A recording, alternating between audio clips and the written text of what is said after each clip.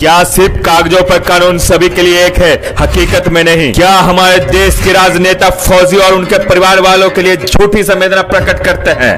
असलियत में उन लोगों को इन चीजों से कोई मतलब नहीं होता है।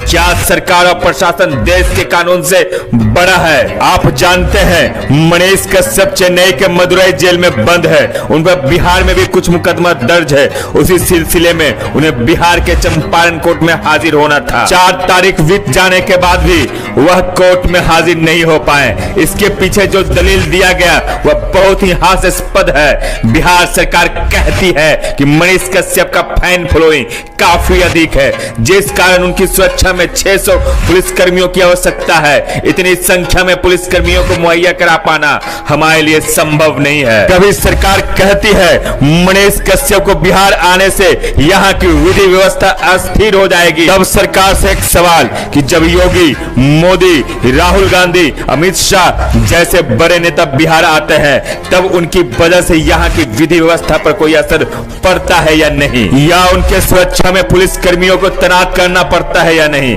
अगर यह देश का कानून सभी के लिए समान है तब बिहार सरकार को एक कदम उठाना चाहिए कि कोई भी व्यक्ति हो, चाहे वो आम हो या खास, किसी के भी सुरक्षा में अत्यधिक पुलिस बल का उपयोग नहीं किया जाए। लेकिन मैं जानता हूं और आपको भी पता है कि ऐसा कुछ नहीं होने वाला है। सारा कानून मनीष कश्यप पर ही लागू किया जाएगा और साथ में प्रताड़ित भी। जब संविधान में ऐसा कानून है कि कोई भी अभियुक्त 1 तारीख को सशरीर उपस्थित होगा, उसके बाद ही अन्य माध्यम का उपयोग किया जाएगा जैसे वीडियो कॉन्फ्रेंसिंग इत्यादि। लेकिन यहाँ कानून को किसे पड़ी है? मनीष कश्यप का दमन करने के लिए। अगर कानून का भी दमन करना पड़े तो लोग करने से पीछे नहीं हट रहे हैं, क्योंकि चंपारण कोर्ट ने पहले ही कह दिया है यह तमिलनाडु प्रशासन के द्वारा कंटेम्प्ट ऑफ कोर्ट है। लेकिन हमारे देश का दुर्भाग्य देखिए, जहां संविधान को पूजा जाता है वहां संविधान की बात ही नहीं माना जा रहा है। जिस संविधान की दुहाई देकर मनीष कश्यप को गिरफ्तार किया गया,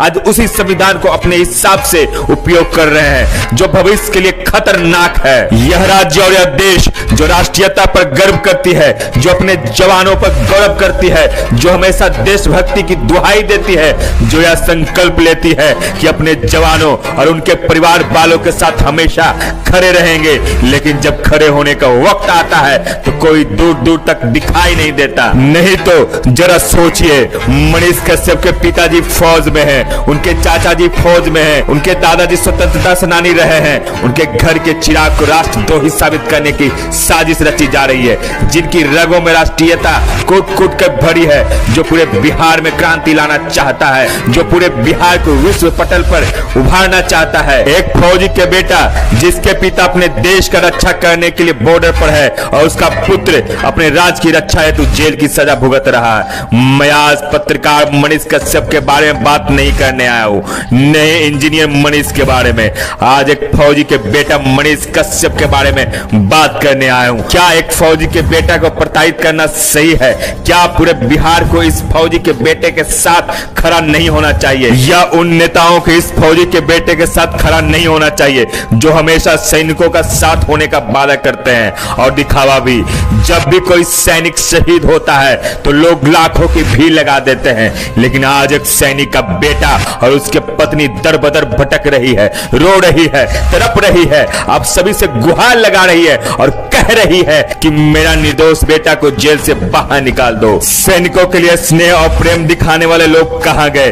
क्या सैनिकों के लिए प्रेम स्नेह उन्हें शहीद होने के बाद लोगों के दिल में उत्पन्न होता है? अगर नहीं तो फिर मनीष कश्यप और उनके परिवार वालों के लिए आपके दिल में वह प्यार क्यों नहीं उमड़ रहा है? अगर नहीं उमड़ रहा है तो इसका मतलब साफ है कि आप लोग दिखावे के लिए सैनिकों की शहादत में जाते हैं, सैनिकों के सब पर फूल माला चाहते हैं। आप लोगों को न सैनिक से प्यार है और नहीं उनके परिवार वालों से। जरा कल्पना करिए उस फौजी पिता के बारे में जो बॉर्डर पर दुश्मनों के गोलियों का सामना करने के लिए अपने 56 इंच का सीना हमेशा तैयार रखता है, लेकिन उसके देश के भीतर उसके परिवार पर षड्यंत्रकारी नुमा गोली चलाया जा रहा है, लेकिन वह विवश होकर सिर्फ देख रहा है, कुछ नहीं कर पा रहा है, मजबूर है। वह रो रो होकर खुद से पूछ रहा है क्या गलती थी हमारे और हमारे परिवार की। क्या क्रांतिकारी होना गलत है या राष्ट्रवादी होना पाप है। आज वह पिता फूट फूट कर रो रहा है जो पूरे देश की रक्षा करने के लिए बॉर्डर पर अपना आहुति देने के लिए तैयार है, जो अपने खून से सिंचकर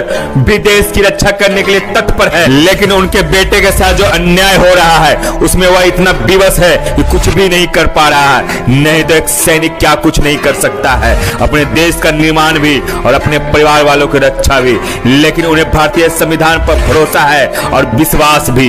जरा उस माँ के बारे में भी सोचिए जो अपने बेटे के याद में आधा मर चुकी है, जो अपने बेटे के कारण अनेकों बीमारी अपने शरीर में धारण कर चुकी है। वह जीना भूल गई है, वह खाना भूल गई है, वह एक ही रट लगा रही है कि हमारे बेटे को किसी प्रकार आजाद करवा दो। आज उनकी स्थिति ऐसी है, अगर कोई कह दे कि मैं तुम्हारे बेटे को रिहा करवा दूंगा, बदले में क्या दोगी, तो शायद वह धन संपत्ति के साथ साथ अपने खुद के जीवन का भी बलिदान कर दे।